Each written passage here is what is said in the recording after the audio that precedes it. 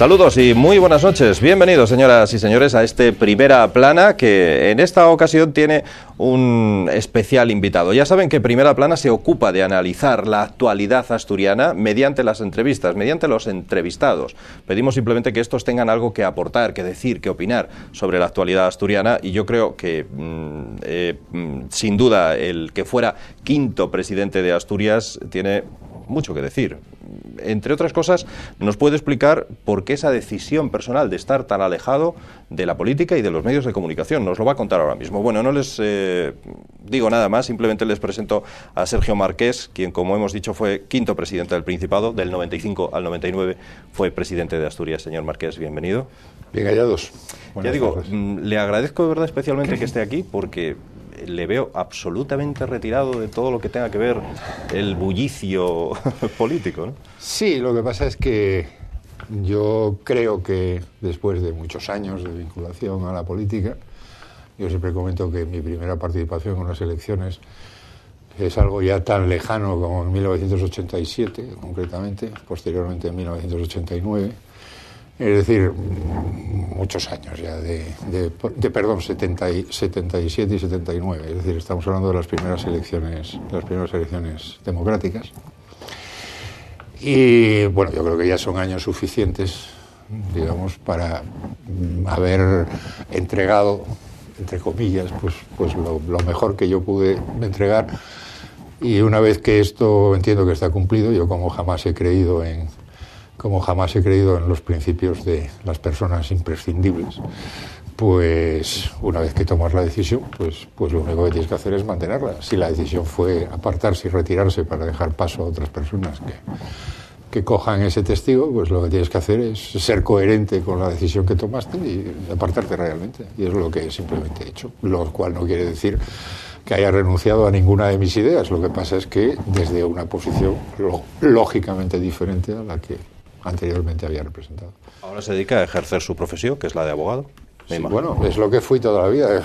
Lo estaba comentando. Si yo me di de alta en el Colegio de Abogados de Gijón en el año 72, hace la friolera de 38 años. Cuando miro para atrás y veo 38 años de ejercicio profesional, es cierto que con algún que otro interregno, como la época de ser presidente y alguna cosa más de cuando estuve fuera de España, pues de todas formas miras hacia atrás y te quedas un poco sorprendido. Fue mi profesión, es mi profesión, y espero que siga siéndolo por el tiempo que Dios me conceda, digamos, de capacidad para estar en ella. El resto, pues son actividades y acciones que desarrollas, lógicamente, al servicio o al pretendido, al menos, servicio de una comunidad, en este caso de Asturias. ¿En qué medida sigue vinculado a Luras, por ejemplo? No, totalmente. Quiero decir, yo sigo siendo un militante de base más y, bueno, de vez en cuando, lógicamente, bueno, pues me siguen llamando y me siguen convocando a reuniones y a comités, me piden mi opinión, se la doy encantado de la vida, pero lógicamente, repito, fuera del foco, digamos, de la actuación directa, que esa ya, evidentemente, pues le toca a otras personas.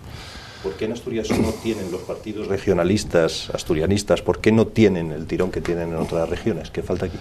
Bueno, esa es una de las grandes preguntas que yo creo que es muy difícil de contestar. Yo, sinceramente, debo decir que no tengo una respuesta clara. Intenté por todos los medios entender el problema.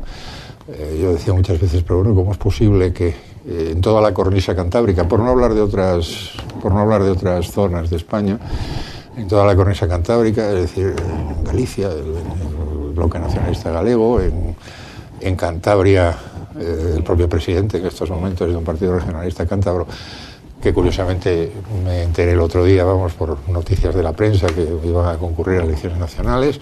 No voy a hablar del País Vasco porque todo el mundo lo conoce. El tema de Navarra es absolutamente también conocido. Aragón ha tenido incluso presidentes, incluso alguno de ellos nacido en Asturias, como todos sabemos. Y ya no hablo de Cataluña, porque ¿para qué? Bueno, digo simplemente por coger la franja norte. Sí. Podemos bajar todavía un poco más a Logroño y a León y seguimos encontrando. Sin embargo, en Asturias no. Bueno, yo creo que la única explicación que yo le veo es que, bueno, el regionalismo asturiano no ha sido capaz de explicar y de conectar con el ciudadano qué es lo que representa ser regionalista y qué es lo que representa, por decirlo de alguna forma, la defensa de los intereses de la tierra frente a situaciones que, digamos de alguna forma, pueden resultar más o menos lesivos. Esto no se consiguió trasladar, no sé exactamente por qué, tal vez porque no se hizo bien, o simplemente porque no se supo, o bien porque bueno, los asturianos somos de una pasta distinta a todo el resto del norte de España, que también es una posibilidad, obviamente. Pero el hecho es que efectivamente esa es una respuesta que obviamente no puedo. Sinceramente, no. Si conociera esa respuesta, tal vez las cosas hubiesen rodado de otra manera que Asturias. Porque el URAS en principio tuvo una determinada aceptación, consiguieron incluso un número de escaños, pero luego no tuvo el éxito esperado. Sí, efectivamente. Vuelvo a repetir, eso es una situación ciertamente digamos llamativa, y honestamente creo que es una de las cuestiones que en Asturias se nota, y posiblemente alguno de los problemas que Asturias va a enfrentar, estoy seguro que a partir de las próximas elecciones, es precisamente la carencia de este tipo de grupos que pueden hacer precisamente las bisagras y los apoyos necesarios para reconducir situaciones políticas concretas. En fin, los asturianos así lo han querido, pues ellos son los que tienen la razón siempre, en último caso. Pero lo que sí es absolutamente claro, repito, es que yo por lo menos tengo que reconocer mi fracaso en hacer llegar a los asturianos, digamos, un mensaje que en el fondo era muy sencillo. Es decir, no me digas si eres de derechas o de izquierdas, sino mucho antes de decirme si eres de derechas o de izquierdas, ejerce como asturiano, y luego además sé de derechas, de izquierdas, de centro o de lo que tú quieras. Bueno, usted deja en el 2007, si no me equivoco, deja el URAS, ¿no? Sí, una vez entendí que estaba cumplido, digamos, de alguna forma el ciclo, un ciclo, ya digo, muy largo. En el 2007 se cumplían prácticamente 30 años de mi desembarco en política, que ya es una ejecutoria realmente larga, y a partir de ese momento, como digo, pues abandoné el campo activo. No abandonas ni pierdes jamás las ideas, lógicamente, pero la capacidad, digamos, de acción o de interacción, al menos con los ciudadanos directa, pues no la tienes. Se diría, por el tiempo que ha pasado y el silencio casi absoluto de Sergio Marqués, que se fue quizá cansado o asqueado de la política, ¿o no? No, en absoluto. En absoluto. Yo siempre he dicho que la política, aunque evidentemente esté en unos momentos especialmente bajos, posiblemente en la valoración. El otro día yo estaba mirando con una sensación de tristeza espantosa unos datos que daban de las últimas encuestas realizadas, donde precisamente la credibilidad de los políticos y de los partidos políticos está a la cola de todos. Bueno, esto para un sistema democrático es lo peor que le puede pasar a un sistema democrático, claro, porque si, digamos, la parte fundamental, que es a fin de cuentas la capacidad de representación de los ciudadanos que unas determinadas personas pueden tener, llámeseles políticos, llámese como se quiera, claro, está al último nivel de la credibilidad en un sistema, pues es que es el propio sistema el que de alguna forma está haciendo agua de una manera lamentable. Yo debo reconocer que me llevé en ese sentido, recibí esas noticias con una tristeza, porque lo que se cuestiona con un planteamiento de ese tipo es la propia mecánica en estos momentos existente. No la democracia como tal, obviamente, que esto estoy seguro que no lo cuestiona nadie, sino la propia mecánica. Y lo terrible es que yo no soy capaz, por lo menos, de percibir movimientos en algún momento a nivel de los partidos políticos, precisamente para adoptar decisiones que puedan corregir este sentimiento. Obviamente, en España hemos organizado un sistema político en el que lo menos importante, por decirlo de alguna forma, o por lo menos es la percepción del ciudadano, lo menos importante es precisamente la conexión entre el político y sus electores. Es decir, el político, en el sentido que todos entendemos esa palabra, no se debe específicamente a sus electores a través del sistema de elección de listas cerradas, sino que se debe fundamentalmente al pequeño Sanedrín que a nivel de los partidos dice quién va en las listas, en qué puesto va cada uno, etcétera. Y esos es a los que hay que contentar, porque si no están contigo, evidentemente estás fuera. Y si estás fuera, ¿qué más te da lo que hayan dicho o dejado de decir los ciudadanos respecto a tu actividad? Y yo creo que eso es un muy mal principio y un muy mal sistema. Pero bueno, es el que tenemos y con esos bueyes hay que arar, dice el viejo principio. ¿Qué le parece la situación actual política nacional de momento? Luego siquiera hablamos de la regional, pero de la nacional. Bueno, la nacional, creo que pocas cosas se pueden decir así que puedan tener carácter de originalidad, ¿no? Porque ya os han dicho ya tantas cosas. Bueno, yo lo primero que creo es que estamos en un sistema, en un momento en el que la ausencia de liderazgo es de tal envergadura, que yo siempre, muchas veces planteo el tema que el viejo principio de la autoritas moral está simplemente sustituido por el principio del imperio, el principio del poder con mayúsculas, que el que lo tiene lo defiende a capa y espada, o pretende defenderlo a capa y espada independientemente de lo que eso suponga, y el que no lo tiene intenta llegar a él por todos los medios. Pero es muy difícil convocar a un país en una situación evidentemente de crisis y de complejidades simplemente desde el prisma del poder. El prisma del poder no es el mejor para convencer a nadie de qué es lo que hay que hacer. Eso depende del principio de la autoridad, es decir, de esa autoridad moral que hace a una persona determinadamente creíble para la mayoría de los ciudadanos y, en consecuencia, que puede pilotar, por decirlo de alguna forma, un proyecto político que englobe a una mayoría lo suficientemente amplia como para poder tirar de un carro que está muy atascado en estos momentos. Yo creo que eso en estos momentos, desgraciadamente, no existe. Y como no existe, falta ese concepto de autoridad, pues yo creo que en este momento las cosas se están manejando a nivel nacional bajo los prismas casi del mal menor. Y eso creo que también es una muy mala situación, pero es a la que nos ha llevado. Yo siempre he dicho que la casualidad normalmente yo no creo en ella. Es decir, que te toque la lotería es muy difícil, pero para que te toque la lotería hay que comprar billete. Porque si pretendes que te toque la lotería sin comprar billete, entonces ya entras dentro del capítulo no de la dificultad, sino del milagro. Y claro, aquí lo que no se pueden pedir es milagros. O sea, se ha montado un sistema que en estos momentos, digamos, afecta a todo este asunto de credibilidad, de confianza, de esperanza hacia el futuro. Y claro, es con lo que tenemos que lidiar en este momento. Y yo, sinceramente, a nivel nacional, lo que veo es ¿dónde está la autoritas? ¿En manos del señor Zapatero, con su estado de alerta recién hecho? ¿O está en manos del líder del PP? ¿Hay liderazgo en el PP? ¿En el PP sí hay liderazgo, cree? Por lo menos nominal. Por lo menos hay un liderazgo nominal. Yo, el resto, insisto, lo tendrá que aclarar el PP. Yo, sinceramente, no lo sé, pero nominalmente existe teóricamente un liderazgo. ¿Dónde está, vuelvo a repetir, ese extraño concepto de autoridad moral? Pues es el que al final, yo sinceramente, pues no lo veo. Y si eso no lo ve, no que lo vea o no lo vea yo, que yo a fin de cuentas soy uno más de esos 40 millones de españolitos que andamos por el solar patrio, sino cuando hay una enorme mayoría de españoles que no lo ven, empieza a ser un problema realmente preocupante y muy grave. ¿Y la situación política regional es muy diferente o no?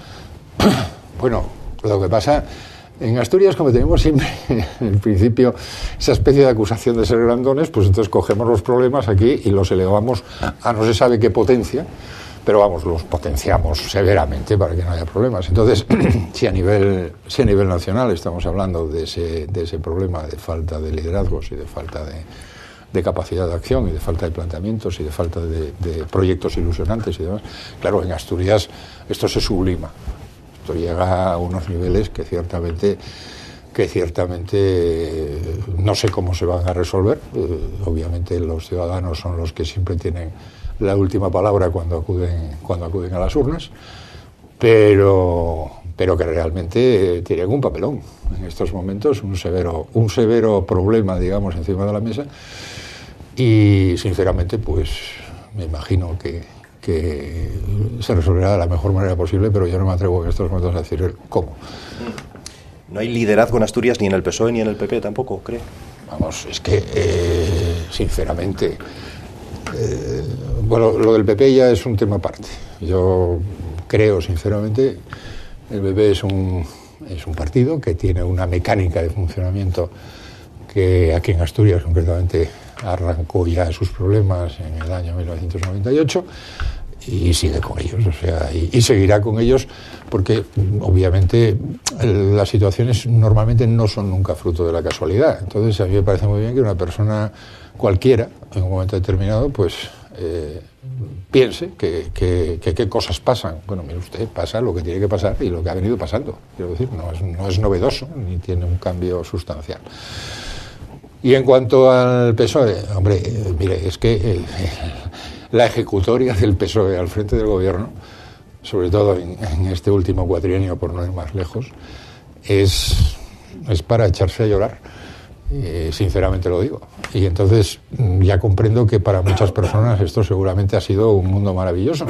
No lo sé, si alguien piensa así, pero creo sinceramente que la respuesta que se ha dado a una situación ha sido prácticamente cero. Claro, en estas condiciones hablar de liderazgo político, bueno, se hace muy cuesta arriba. Las nuevas personas que puedan llegar en uno y otro caso, digamos, a hacerse cargo de este tema, personalmente no voy a hacer ahora juicios de valor, porque supongo que cada partido habrá hecho lo suyo, se los estará haciendo en su caso, pero creo sinceramente que ninguno de ellos tiene esa capacidad moral. Y al decir ninguno, digo ninguno. Antes de empezar la entrevista le preguntaba si no se había planteado regresar a la política, pero yo creo que, me parece a mí que no es persona que le parezca que las segundas partes son buenas, ¿no? No, y además porque, vuelvo a repetir, o sea, vamos a ver, yo siempre pensé que las personas no somos una especie de geyser que de repente sale de la tierra, y bueno, somos una especie de generadores de ideas perpetuas. Cada uno tiene su forma de pensar, su forma de ver las cuestiones y tiene un tiempo, digamos, para poder hacerlo. Si no lo ha podido hacer, pues por las razones que hayan sido, porque no ha querido, porque no ha sabido, porque no ha podido, porque no lo han dejado, por la razón que sea. No voy a entrar en ese tema. Parecería un absurdo que lo que no se pudo hacer durante un tiempo, pues de repente, pues no sé, venga un hada con su varita mágica, toque a no sé quién, y entonces todo aquello que no, pues ahora resulta que va a ser que sí. Bueno, yo creo que cada persona tiene su tiempo y tiene su momento. Yo fui en eso, siempre fui un admirador del sistema americano, es decir, que aquí no se puede estar más de 8 años y se ha terminado la historia y punto, se acabó. Porque 8 años es un plazo suficiente para que usted lleve adelante, digamos, pues sus políticas, sus proyectos, sus ideas y sus planteamientos. Si no lo consigue, insisto, será porque no puede, porque el proceso es inviable o por la razón que sea. Por lo tanto, vuelvo a repetir, plantearse ese tema, pues en estos momentos, desde luego, vamos, ni en estos momentos ni en el futuro me lo planteo. Y además, porque si me lo plantease, además puede ser que estuviera abocado a un divorcio fulminante, lo cual no estoy dispuesto a que suceda.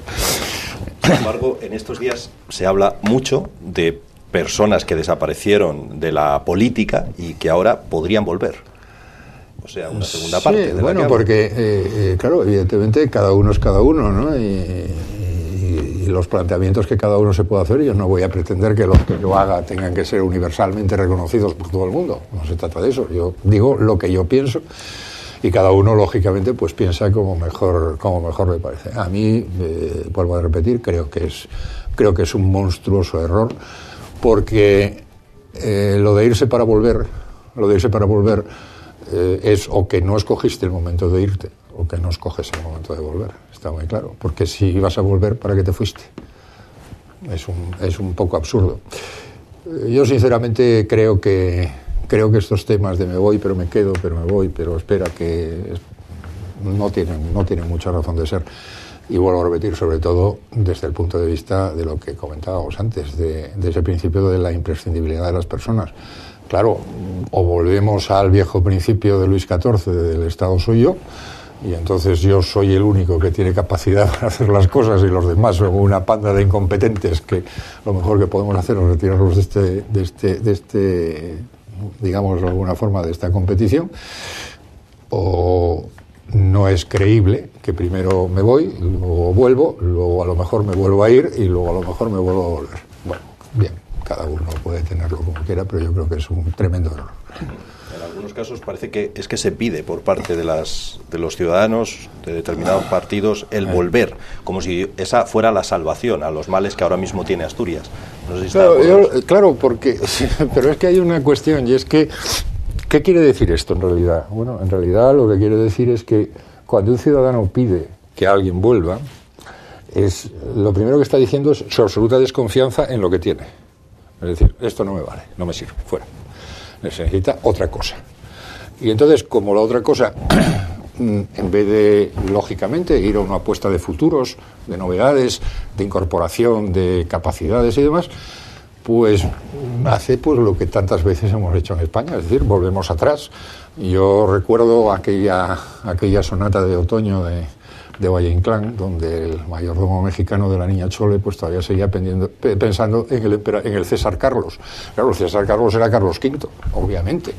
Bueno, tal vez porque aquel buen hombre, aquel mayordomo mexicano, pues no tenía cosa mejor a que dirigir su mirada que 300 o 250 años atrás a la figura de Carlos I. Bueno, con todos los respetos a aquella situación, yo creo que eso es un error. O sea, retroalimentarse sobre el pasado, desde mi punto de vista, es uno de los mayores errores que se puede cometer, sinceramente, ya lo dije antes.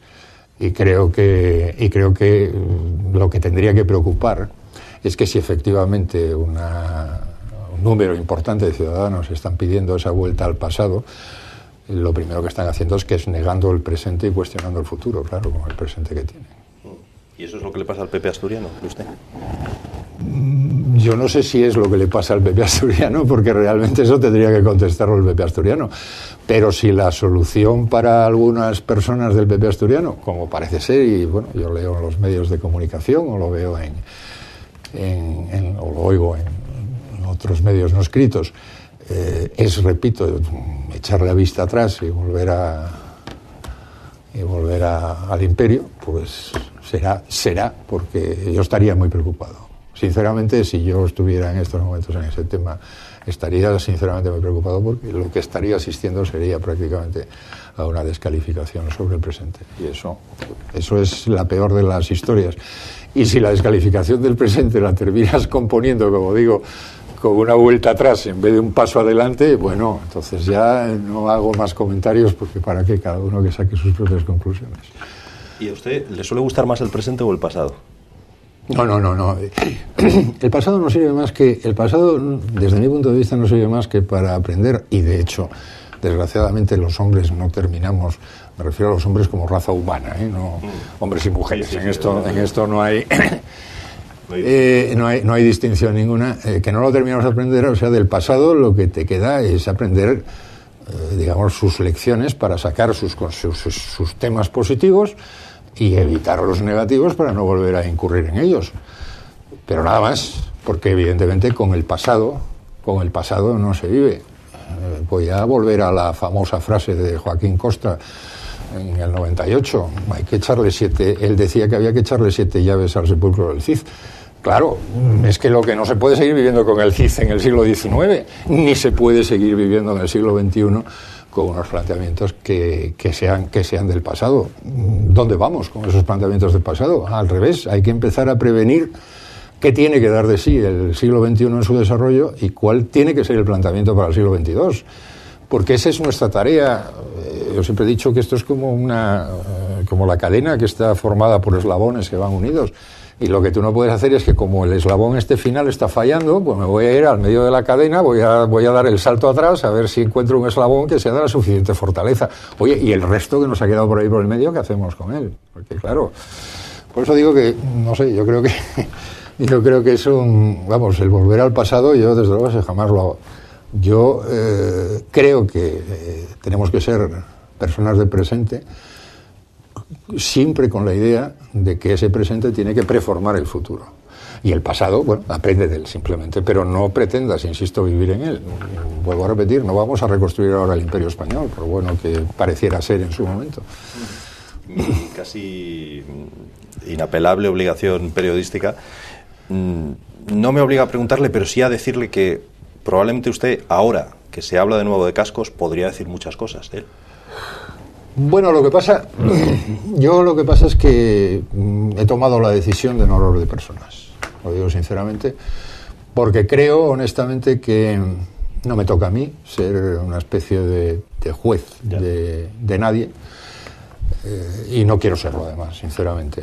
Evidentemente todos tenemos nuestras personales vivencias y estoy seguro que igual que las tengo yo, pues las tienen otros. Mejores, peores, de mayor calidad o de mayor proximidad o lo que como se quiera decir. Y en ese sentido, obviamente, insisto, no hago comentarios de personas. Cada uno, si alguien quiere hablar de historias, yo simplemente le invito a que dé marcha atrás a esa historia y la analice. Y cada uno sacará sus conclusiones, porque afortunadamente hace muchos años se decía que información era poder. Hoy ya no se puede decir información es poder porque la información está a nivel prácticamente de todo el mundo. No hay más que conectarse a Internet y tienes información de todos los tipos, colores, habidos y por haber. El último problema ha surgido con los norteamericanos. Es absolutamente revelador de hasta dónde estamos hablando. El problema es que ahora mismo, yo creo que esa es la gran advertencia que hay que hacer a los ciudadanos, es que hoy el privilegio no es la información, repito, porque la información hoy es muy accesible, afortunadamente, sino la comunicación de esa información. Es decir, cómo se traslada, por unos y por otros, cómo se traslada ese nivel de información, cómo se comunica, cómo se hace llegar esa información, cómo se elabora esa información. Y ahí es donde yo creo que las personas tienen que ser, evidentemente, especialmente, no voy a decir cautelosas, pero sí especialmente prudentes. Y por eso yo no me atrevo ni siquiera a convertirme en una especie de vía de comunicación. Digo simplemente, la información está ahí, no te dejes arrastrar simplemente por lo que otros pudieron interpretar en un momento determinado. Saca tú tus mismas conclusiones, que estás perfectamente capacitado para hacerlo si las afrontas, digamos, desde una posición lo suficientemente abierta y suficientemente limpia de prejuicios. Y tú mismo, saca tú mismo tus conclusiones y serán mucho más sólidas, mucho más válidas y mucho más claras que las que yo pueda en este momento decirte, repito, en un intento de comunicación que no creo que deba hacer.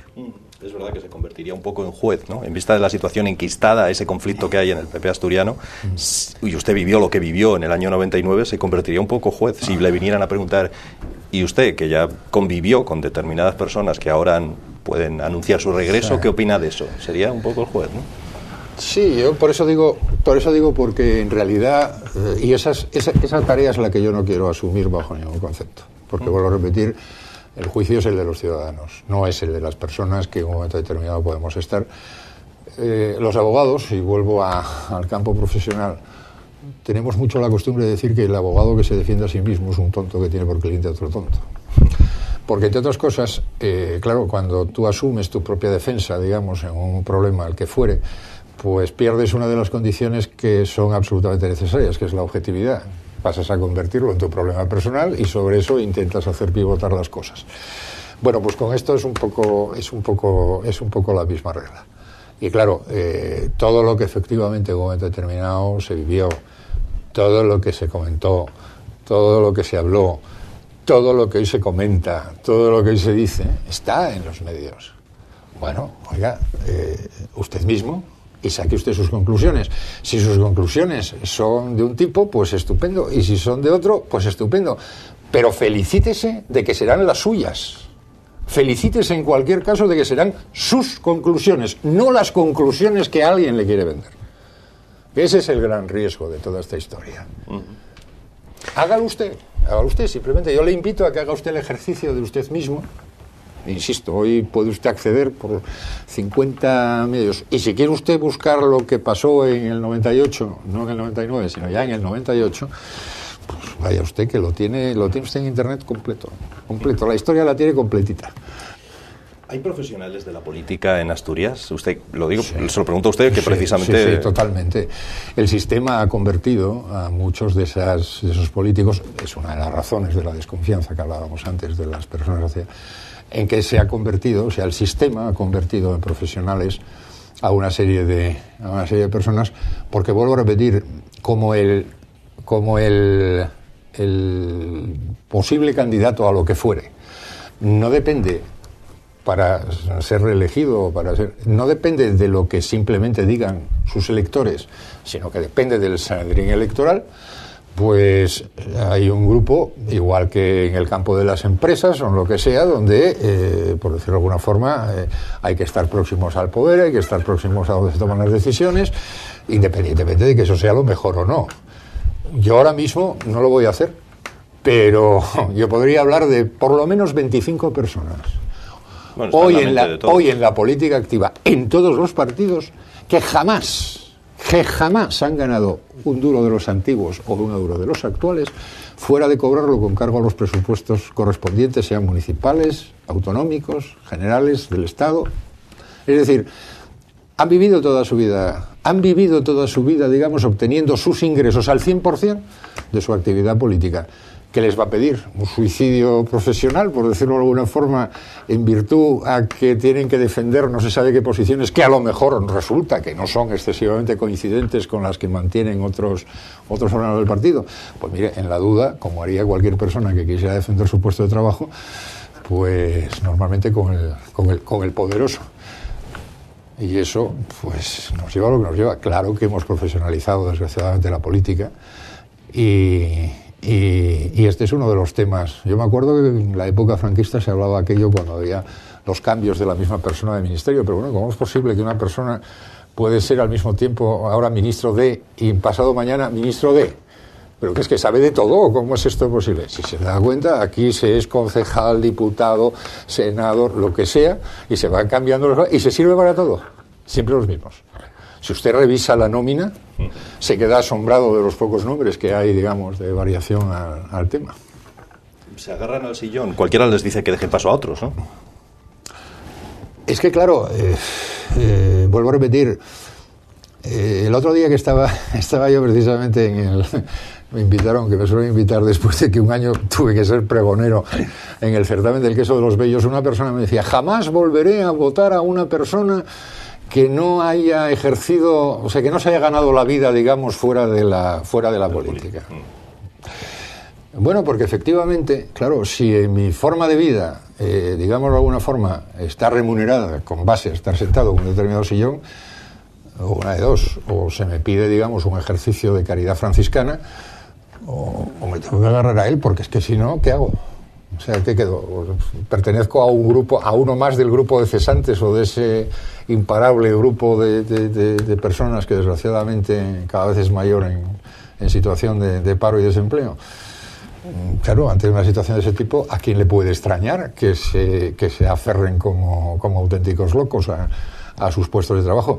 Que por otra parte hay que reconocer que, como, claro, lógicamente estas personas son las que tienen los accesos a los presupuestos, pues hay que reconocer además que están razonablemente bien remunerados.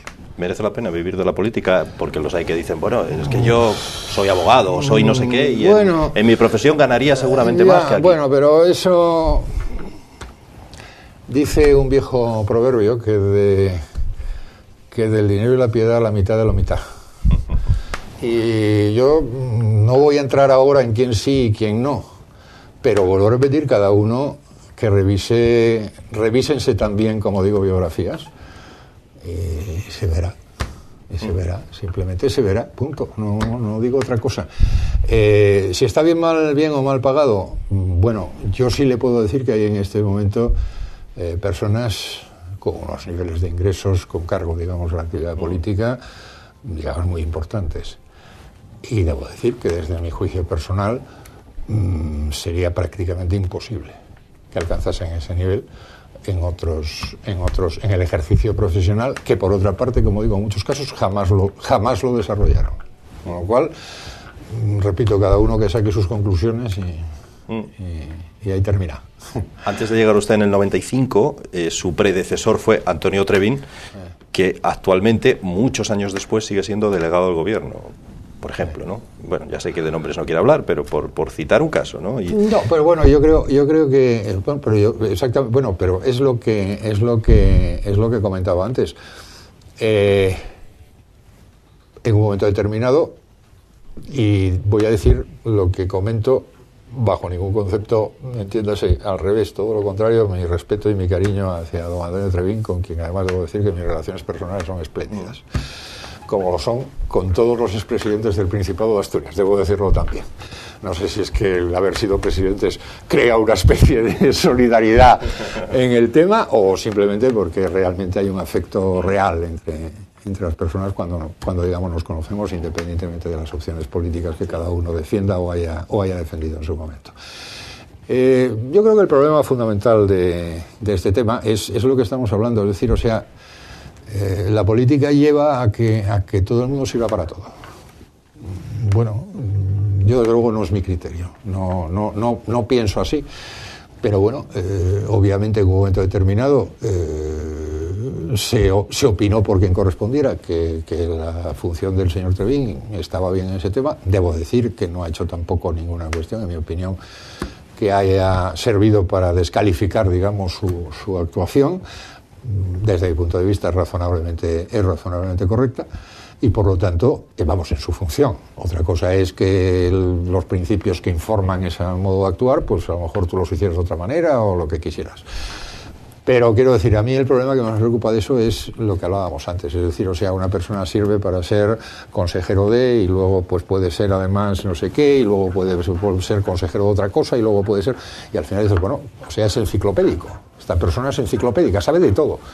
Tiene una enorme virtud sobre los demás, que yo soy el primero en que la reconozco y la respeto, porque claro, las capacidades enciclopédicas no son muy abundantes en estos tiempos que corren, con lo cual encontrarse de repente a una persona que puede ser ministro de 3 carteras sucesivamente y otras 2 secretario de Estado, pues no es mala cosa. Un hombre del Renacimiento que domina todas las artes, ¿no? O más. Lo que pasa es que en el Renacimiento eran muchos menos los que seguramente tenían esas capacidades.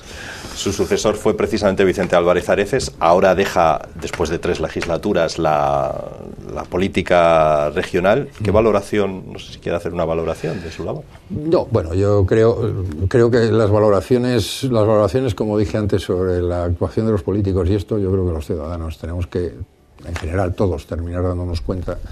Es que somos nosotros los que ejercitamos el juicio, digamos, de valor sobre los políticos. O deberíamos ser los que ejercitemos ese juicio de valor sobre los políticos. Por tanto, lo que en este momento yo pueda decir, obviamente yo no estoy de acuerdo con muchas de las cosas que se llevaron adelante, ni en la forma en que se llevaron adelante sobre todo en esta última legislatura, porque evidentemente en las anteriores legislaturas, es decir, la 99-2003 y la 2003-2007, bueno, fueron legislaturas que se hicieron a caballo pues de la ola favorable, del momento feliz y dulce, digamos, del desarrollo, de todo aquel crecimiento absolutamente desconocido con anterioridad en España, etcétera.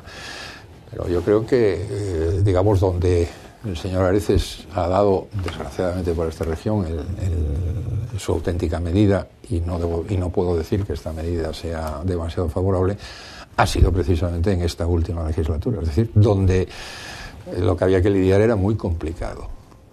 Y evidentemente, pues, la lidia que se ha desarrollado en Asturias por parte del gobierno, creo que se puede decir muchas cosas en las que haya sido afortunada. Por último, señor Márquez, ¿ganará el PSOE o el PP las elecciones de mayo? Bueno, se avecina un cambio. En la tertulia que teníamos antes se hablaba de este tema, se avecina un cambio. ¿Usted cree que será aquí también? Vamos a ver, permítame que haga un pequeño extorno. Los franceses, que nos llevan muchos años en esta historia de ser demócratas, pues tienen acuñada una vieja frase que dice que los franceses tienen el corazón en la izquierda, el bolsillo en la derecha y el estómago en el centro. Y según la víscera se produce la votación. ¿Qué quiere decir? Bueno, que en Francia, porque un gobierno, digamos, socialista, o sea, un partido socialista gane las elecciones, no quiere decir de repente que es que haya más socialistas que 6 meses antes, ni porque las pierda quiere decir que hay menos socialistas que 6 meses antes. Quiere decir simplemente que independientemente del número de socialistas que haya, hay una serie de personas que entienden que para enfrentar una situación concreta y puntual, pues la van a resolver mejor unos que otros. Por eso, pues al señor Mitterrand pues, puede sustituirlo como presidente de la República Francesa el señor Chirac, y ya está. Y uno era socialista y otro no. ¿Y en qué varió Francia sociológicamente hablando para que en una ocasión fuera Mitterrand el presidente, digamos, candidato del Partido Socialista, y en las siguientes elecciones fuera el señor Chirac candidato de... Pues mire, sociológicamente es lo mismo. Aquí en España... y ahora ya cogemos ese extorno francés de ejemplo y lo traemos a España. Claro, aquí en España obviamente yo no sé el tiempo que los españoles nos demos cuenta de que votar unas determinadas circunstancias no quiere decir abdicar bajo ningún concepto de la filosofía política que uno tenga. Es decir, se puede ser, digamos, socialista y no necesariamente votar socialista, que es lo que hacen los franceses. O se puede, al revés, ser de derecha y no votar necesariamente a la derecha, porque se entiende que en un momento determinado, digamos, está en mejores posiciones de gestionar el tema. Claro, yo no sé lo que va a pasar en Asturias, pero claro, es que el ejemplo de lo que está sucediendo, tanto a nivel de gobierno central en España, como a nivel de gobierno asturiano, con lo que ha sido la gestión de estos últimos años por parte del Partido Socialista en ambos gobiernos, bueno, hay que tener valor, hay que tener una cierta dosis de valor para votar. Obviamente también seguramente alguien me diría, pues ande que para votar lo contrario también hay que tener valor, y digo, también es verdad. Y a eso nos ha conducido una situación de práctico bipartidismo en Asturias, con una pequeña incrustación, digamos, que hubo en algunos momentos, y la de Izquierda Unida hoy bastante reducida en cuanto a su capacidad, independientemente que su posición relativa le permite otras cosas. Bueno, lo hemos hecho y así lo tenemos. Y ahora, ciertamente, yo comprendo que es una auténtica incógnita, qué es lo que uno puede hacer cuando llegue, digamos, delante de una urna, para saber, digamos, qué papeleta es la que puede coger. Porque si coge una que supone la continuidad, bueno, y si coge la otra que supone la alternativa, bueno, ahí está la prensa y las cuestiones, vamos, y los medios de comunicación para explicar qué es lo que está pasando, con lo cual son dos apuestas arriesgadas en cualquier caso. La división ya le costó en el año 99 al PP el perder el Principado de Asturias. La división que actualmente padece el PP asturiano, ¿le puede costar también no ganar de nuevo? Mire, yo ahora voy a hacer más que un recuerdo. Voy a hacer nada más que un pequeño recuerdo, que posiblemente a mí fue el que con más fuerza me empujó precisamente a romper definitivamente con el PP. Estoy hablando de allá por el mes de junio de 1998. Alguien llegó a Asturias y explicó una frase que en aquel momento fue muy jaleada, que decía textualmente, o por lo menos así se tradujo, prefiero partido sin gobierno a gobierno sin partido. Bueno, evidentemente consiguieron no tener gobierno.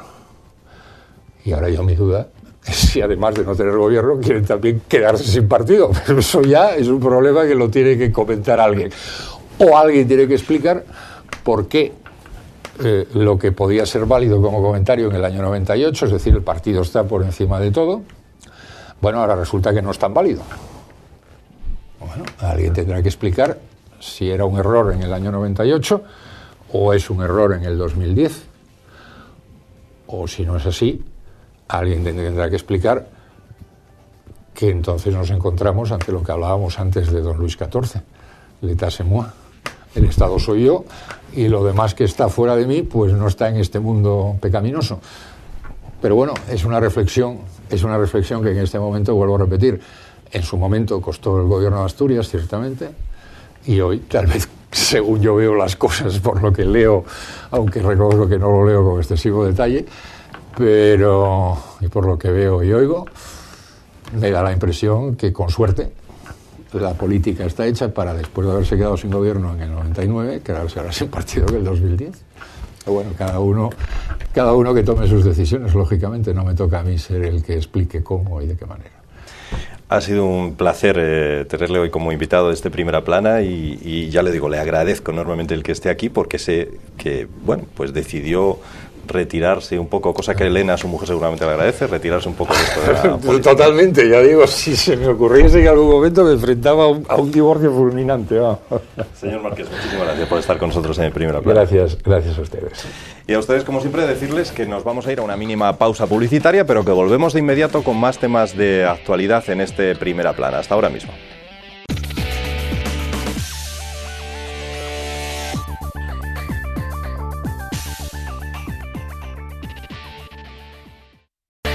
Estamos ya de vuelta de la publicidad y otros temas que abordar en este Primera Plana de hoy. Ya saben, nos ocupamos también de esas asociaciones, instituciones, ONGs, como quieran llamarse, pero en cualquier caso gente que de forma más o menos altruista realizan su labor por y para Asturias. En este caso, la organización que hoy nos visita, el Fondo para la Protección de los Animales Salvajes, es probablemente mucho más conocido y yo diría más televisivo, más vistoso, por aquello de que se ocupan de animales que solo ellos tienen la fortuna de ver habitualmente. Nosotros, como mucho, cuando vamos quizá a Teberga, ¿no?, y poco más. Este fondo se ocupa, no es su principal, no es su exclusiva labor, quiero decir, pero a lo mejor sí la principal. Se ocupa, por ejemplo, de proteger ese animal como es el oso del Cantábrico. Vamos a hablar con ellos en este día, en esta ocasión, y para eso vamos a recibir ya al responsable de esta organización actualmente, que lleva 27 años funcionando. Roberto Arta Sánchez es el presidente del Fondo para la Protección de los Animales Salvajes. ¿Qué tal, Roberto? Bienvenido. Muchas gracias. Bueno, decíamos que os ocupáis de la protección, como el nombre indica, de los animales salvajes, no exclusivamente del oso, me imagino, ¿no? No, efectivamente. La idea es trabajar en conservación de la naturaleza en general, en particular de especies que están amenazadas, en peligro de extinción. Y el oso, quizás, pues por lo llamativo que es un poco la llamada, el emblema. Pero bueno, hay un programa que tenemos de dar a conocer las salamandras y las lagartijas. O sea que en la naturaleza cualquier elemento vivo tiene su importancia. ¿Cómo se hace para funcionar durante 27 años? Bueno, pues trabajando. Primero con mucha paciencia, segundo con mucha moral y tercero con algo de dinero. Porque aunque seamos una organización sin ánimo de lucro, la realidad es que no hay nada en lo que hagas en estos momentos que no genere un coste. Y por lo tanto hace falta recursos económicos para poder poner en práctica medidas de conservación, especialmente cuando se trata de medidas complejas, ¿no?, que exigen la participación de gente, y ahí a lo mejor el voluntariado pues tiene menor encaje que la profesionalidad. Y en este caso, pues en el FAPAS hemos conseguido hacer de esta organización un equipo de trabajo profesionalizado con una dedicación exclusiva a esa tarea de conservar la naturaleza. ¿De dónde salen esos fondos que se necesitan para vuestro trabajo? Pues salen de varios sitios, fundamentalmente del apoyo de los socios. A lo largo de estos 27 años miles de personas han participado con nosotros, nos han echado una manina a trabajar en conservación de la naturaleza, financiando la organización, y después fundamentalmente del apoyo que estamos teniendo por acuerdos de colaboración con empresas. Este es un aspecto muy importante que tiene en algunos casos un pequeño matiz de decir, bueno, es que estos se están vendiendo a las empresas y las empresas contaminan. Yo pienso que eso no es así, sino que las empresas están subiéndose al carro de la participación social, que son instituciones que generan recursos económicos, que ganan y que pueden reinvertir una parte de sus beneficios en conservar el medio ambiente. Eso es absolutamente normal en cualquier parte del mundo y aquí lo estamos consiguiendo. Os pueden achacar eso, como dices tú, ¿no?, que son empresas que por un lado os apoyan, pero por otro puedan estar causando destrucción de la naturaleza, o seleccionáis. Efectivamente, pero es que yo no conozco a ningún conservacionista que, por muy altruista que sea y por mucho amor que tenga la naturaleza, el hecho mismo de existir y de participar en este tipo de sociedad implica ya estar haciendo algo negativo, ¿no? Pues consumimos energía, nos montamos en un coche, intervenimos en la polución, es decir, no hay que ser tan tiquismiquis, ¿no?, de pensar que esto de la naturaleza es algo puro y nos faltan las alas de los ángeles para subir al cielo. ¿Qué fauna salvaje hay en Asturias? ¿La Pues, conocemos suficientemente? Sí, hay... Prefiero en los bosques, no en los despachos. Sí, en los despachos. Bueno, en los despachos hay una fauna salvaje variopinta, con pelo y sin pelo. Hay de todo. Pero yo creo que la fauna asturiana, el patrimonio biológico de Asturias, es en términos generales bastante conocido. Sobre todo porque Asturias es una región que lleva muchos años en donde las ONGs, no solo el FAPAS, otras muchas ONGs y sobre todo aquella primera organización que se creó en los años 70, en el 73, que fue ANA, pues y tuvo una enorme influencia en revalorizar el papel de la naturaleza, de la fauna, y yo creo que en estos momentos hay una capa social, gente de nuestra edad, que pasa de los 45, 50, que tiene una enorme sensibilización porque en esta región se ha hecho mucho hincapié en la conservación de la naturaleza desde las ONGs. Eso, por ejemplo, no pasa en otras comunidades autónomas. Asturias es un referente del nivel de sensibilización social que hay por parte de la gente hacia nuestro patrimonio biológico. Bueno, como tú decías antes, el emblema es probablemente el oso. ¿Se tienen cálculos de cuántos tenemos ahora mismo circulando por ahí? Bueno, ahora mismo circulando no, más bien hibernando. Hibernando, ¿no? Sí, ahora están más calentitos que nosotros la mayoría, aunque alguno sigue por ahí dando vueltas por los fondos de los valles buscando castañas y bellotas. Pero sí ahora empezamos a tener un conocimiento más exacto de la población de osos que tenemos. Existe un control e existe una información que nos acerca más a una estima real. Antes, los trabajos de seguimiento fotográfico, los trabajos de seguimiento de campo y sobre todo los análisis genéticos nos están permitiendo determinar cuál es la estructura de la población de osos que tenemos en diferentes territorios y bueno, pues podríamos estar hablando posiblemente en la cordillera cantábrica de unos 150 ejemplares sin mucho riesgo de equivocarnos, que es una cifra bonita, porque nos hemos pasado casi 20 años diciendo hay 60, hay 80, hay 90, parece que nunca llegábamos a los 100 y de repente pues nos hemos puesto a trabajar y en el fondo aparecen más osos de los que posiblemente creíamos que teníamos, cosa que no solo sucede aquí, sino también en otros trabajos en otras partes del mundo cuando se trabaja con osos. ¿Esto significa que ya no debe ser un animal en peligro de extinción? ¿Lo sacamos de ahí o no? No, sigue estando en peligro de extinción y fundamentalmente todos sabemos que en la cordillera cantábrica tenemos dos núcleos de población, uno el occidental, donde la mayor parte está en Asturias. Aquí tenemos ese proceso de evolución positivo, está evolucionando muy bien en la zona central, lo que serían los valles del Trubia, que ahora todos los alcaldes quieren que se conozca como los valles del oso, Santo Adriano, Proaza, Quirós, Teberga, pero tenemos todavía una situación muy precaria en el núcleo oriental, fundamentalmente en los territorios castellanos de León y Palencia, donde la administración pues no ha tenido ni el cariño, ni el mimo, ni la atención, ni el interés que hemos tenido aquí en Asturias por la conservación del oso. Y allí la población sigue estando en una situación absolutamente precaria y en absoluto riesgo de extinción. O sea que a los osos les afecta también esta España de las autonomías. Por completo, la política golpea a todos y en el caso de los osos, no de los osos, es decir, Castilla y León, es lamentable decirlo, pero es una comunidad autónoma que desde el punto de vista político tiene muy poca sensibilidad por el medio ambiente. ¿Y Asturias sí lo tiene? ¿El gobierno regional tiene sensibilidad por el medio ambiente? Porque a veces también... Bueno, en Asturias hay, diríamos que la administración se está saliendo favorecida de esa inercia, de ese estímulo que tiene la sociedad en general de apreciar el medio ambiente, creado por las ONGs, no por la administración. Cuando empezamos a trabajar aquí, nadie de la administración, ninguna administración de hace 30 años o 35 años planteaba nada positivo sobre el medio ambiente. Teníamos un Parque Nacional de Covadonga allá olvidado, y era lo único que había en esta región. El estímulo social que hay por la conservación de la naturaleza hace que la administración también se beneficie de ello. Parece que tiene una participación muy activa, la tiene en algunos casos, pero posiblemente sin las ONGs la administración asturiana no haya sabido arrancar y ponerse al nivel que tiene en estos momentos. Hablábamos de buenas noticias del oso, no sé si tanto de otras especies como el urogallo, que parece sí que es... Sí, casi mejor que no lo menciones, porque a lo mejor el último que queda sale corriendo.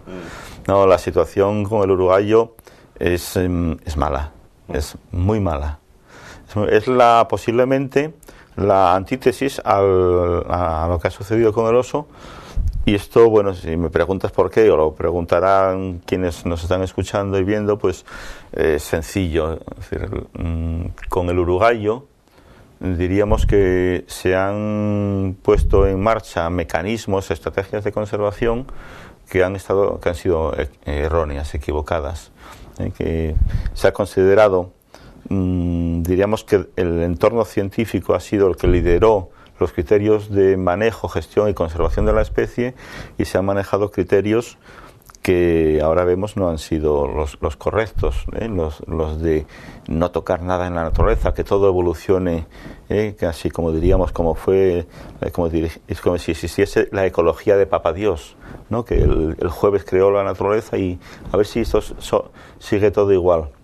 Entonces ese modelo parece que no es el más adecuado para conservar una especie que lleva miles de años en contacto con las actividades humanas, con los cultivos, con la ganadería, con un modelo de territorio muy intervenido y manejado por el hombre, que lejos de, como considerábamos, estar totalmente destruido, simplemente tenía otros valores ecológicos a los que estas especies se habían adaptado perfectamente. En fin, es un tema un tanto complejo, pero habrá que replantearse los criterios de conservación del urogallo. Pero estamos a tiempo, ¿quedan? Quedan algunos. Y ¿cuántos sabéis? ¿Cuántos pueden quedar? Pues es difícil, porque aquí los muestreos se llevan en secreto, los hace la administración, se dice poco, quedan cuando aparece uno o dos, todavía tenemos uno o dos ejemplares, no es absolutamente nada, pero indudablemente si quisiéramos posiblemente estaríamos a tiempo. El problema es que es realmente difícil cambiar los modelos de gestión cuando estos tienen presiones de orden técnica, y cuando un científico dice no, esto tiene que ser así, claro, es que vamos a llevarle la contraria a los científicos. ¿Cómo un científico va a estar equivocado? Pues sí, los científicos muchas veces en temas de conservación no tienen ni idea. Tendrán mucha idea en investigación de laboratorio, en conocimientos de ecología fundamental, pero en trabajo de campo cero patatero. Es una lástima, pero así es. ¿Cuál es el mayor enemigo de la fauna asturiana? ¿Los lazos que colocan los cazadores? No sé, ¿cuál es el...? Pues, hombre, el mayor enemigo yo creo que lo hemos vencido, era la ignorancia. Ese era el verdadero mayor enemigo que tenía, el que una sociedad fuese ignorante del valor que tenía en su territorio. Y ese enemigo ha sido vencido.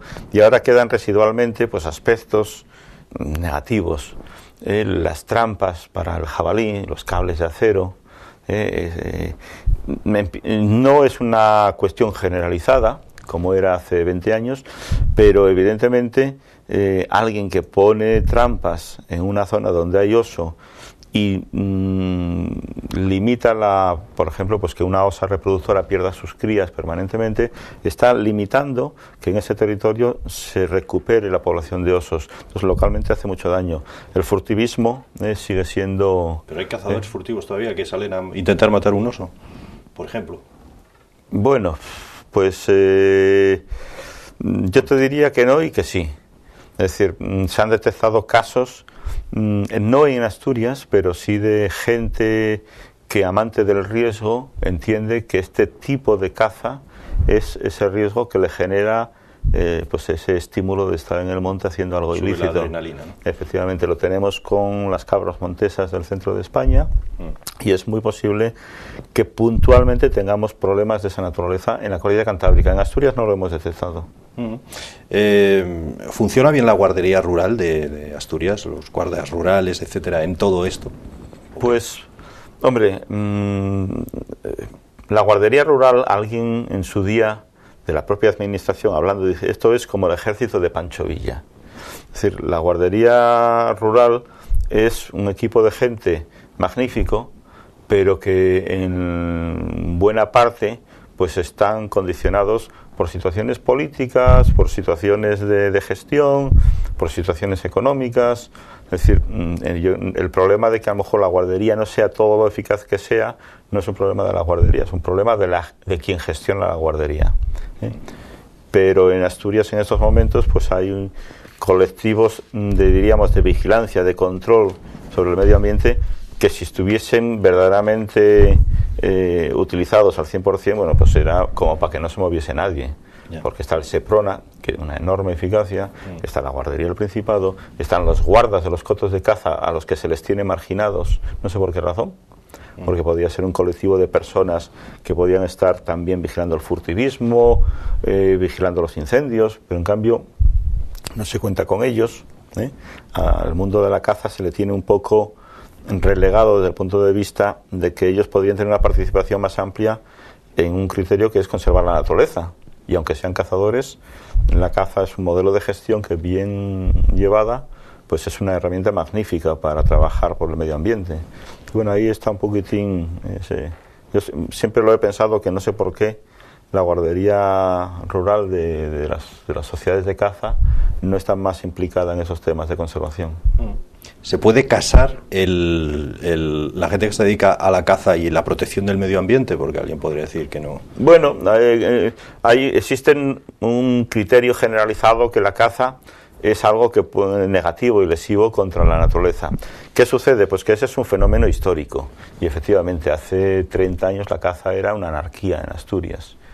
Y todo el mundo disparaba a lo que fuera, todo el mundo mataba a lo que fuera, es decir, se cazaba sin ningún tipo de control ni gestión.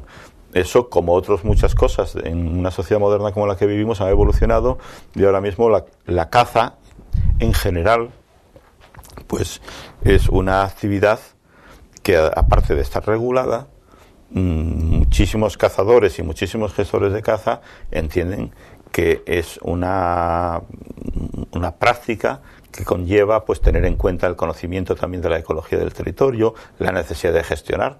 Un buen cazador no puede matarlo todo, porque entonces se queda sin lo que desea poder usufructuar, ¿no? Que es poder cazar. Luego el cazador no es en ningún momento un furtivo, no es un exterminador.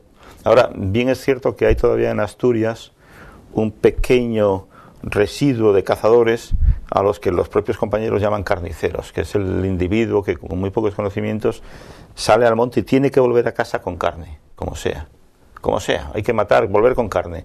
Y a veces la caza no es volver con carne, es estar en el monte participando de una actividad, y si cazas bien, y si no cazas, pues también bien.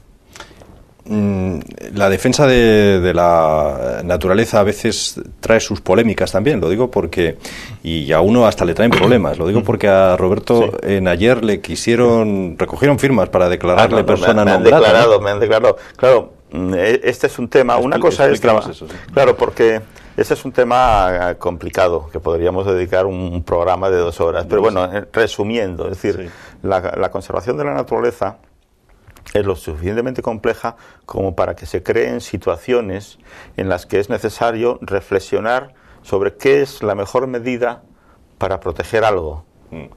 Y en algunos casos, pues hay 2 polémicas recientes. Una esta, en donde en Asturias, pues la creación de una línea de alta tensión, la Davelilla, pues puede generar un impacto negativo sobre el territorio. Pero desde nuestro punto de vista, la línea de la Davelilla, junto con otras infraestructuras, libera a esta región de la necesidad de quemar el carbón, que genera un impacto negativo medioambiental terrible, limita los puestos de trabajo de los mineros, también es cierto, es decir, esto es más complejo, y sobre todo limita la posibilidad de que la minería a cielo abierto avance al ritmo que lo está haciendo, que eso es de una destrucción increíble. Es decir, la línea de la Davelilla es una tontería desde el punto de vista de impacto ambiental comparado con la minería a cielo abierto. En cambio, puede ser una herramienta que tenga en un momento determinado una eficacia para conseguir que finalmente se deje de quemar carbón. Aunque ahora está de moda defenderlo porque hay que defender economía, puestos de trabajo, y nos olvidamos de Kioto y nos olvidamos de la contaminación, ¿no? O por ejemplo, la última polémica que hemos tenido, porque se nos ha ocurrido decir que los eucaliptos pueden tener una aportación a la conservación de la naturaleza.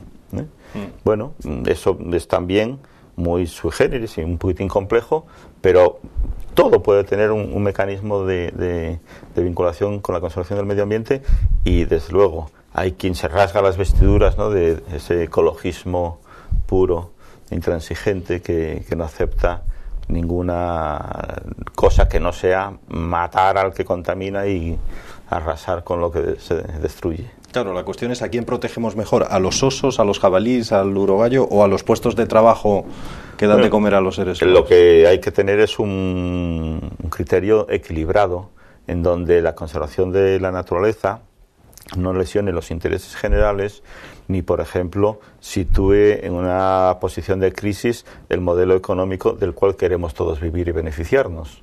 Es decir, aquí si ves el movimiento ecologista, no al musel, no a la línea eléctrica, no a los parques eólicos, no a la minería, no sé qué tenemos que hacer. Marcharnos, tirarnos todos por el Cabo Peñas para allá y dejar... Entonces, eso es un ecologismo falaz. La conservación de la naturaleza tiene que tener en cuenta que existen otros aspectos sociales a los que también tenemos que respetar y además contribuir. O sea que... ¿Aprovechamos ese recurso turístico que puede ofrecer la fauna silvestre asturiana o no? Sí, por supuesto. ¿Lo estamos aprovechando? Sí. No lo aprovechamos, pero vamos, que se puede aprovechar. Este es otro de los tabús. Es decir, aquí parece que es que vinieron los ingleses hace poco a hacerlo en Somiedo. Sí, en Somiedo. Agencias de viaje inglesas que ofrecen ir a ver a osos en Somiedo, y ninguno lo habíamos hecho aquí en Asturias. Bueno, porque aquí todos estamos diciendo, no, es que si va usted a ver el oso de repente, ¡pum!, se cae al suelo y le da un patatús y se muere. Porque no se van a poder ver osos. Lo que no se podrá ir es a meter las narices en la cueva del oso. Pero bueno, alguien nos ha dicho que es que mirar al oso era pecado, era hacer una cosa así, ¿no? La naturaleza está para disfrutar de ella, para observarla. Lo que no podemos hacer es ir detrás del bicho, ¿no?, para molestarle. Pero evidentemente que la conservación de la naturaleza y la presencia de una biodiversidad como tenemos en la región tan importante es merecedora de que entre en determinados mecanismos para asentar economía, sobre todo en los ámbitos rurales. O sea que no es en modo alguno nada negativo. Ustedes han creado incluso un grupo canino para la protección del oso pardo en Asturias. ¿Cómo funciona? Sí. Pues es una de las líneas de trabajo, porque en Asturias hay un problema. Diríamos que hay dos problemas que nos preocupan. Uno, la presencia esporádica de veneno, que se sigue utilizando. Ha habido un pequeño repunte, ha habido un gran repunte a escala nacional y un pequeño repunte a escala regional de presencia de veneno, y estos perros están especialmente adiestrados en localizar veneno. Pero después también tenemos un problema en estos momentos derivado de la situación física de los montes asturianos, que están absolutamente matorralizados y en donde las batidas de jabalí pues pueden coincidir en áreas de presencia de oso, y cuando estás realizando una batida de jabalí, pues disparar sobre un oso confundiéndolo con un jabalí. Y estos perros localizan perfectamente los cadáveres también. Con lo cual tratamos de averiguar si este problema se está produciendo en Asturias.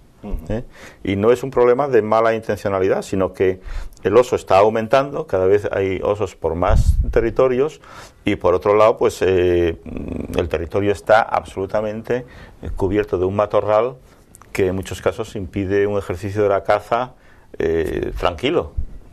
Hemos llegado a ver algún oso muy cerquita de Oviedo, en Trubia, algún verano, dice. Sí, bueno, hemos llegado a tener presencia de oso en línea recta de Oviedo, puede que sean 6-7 kilómetros, y hay alguien que se echa las manos en la cabeza.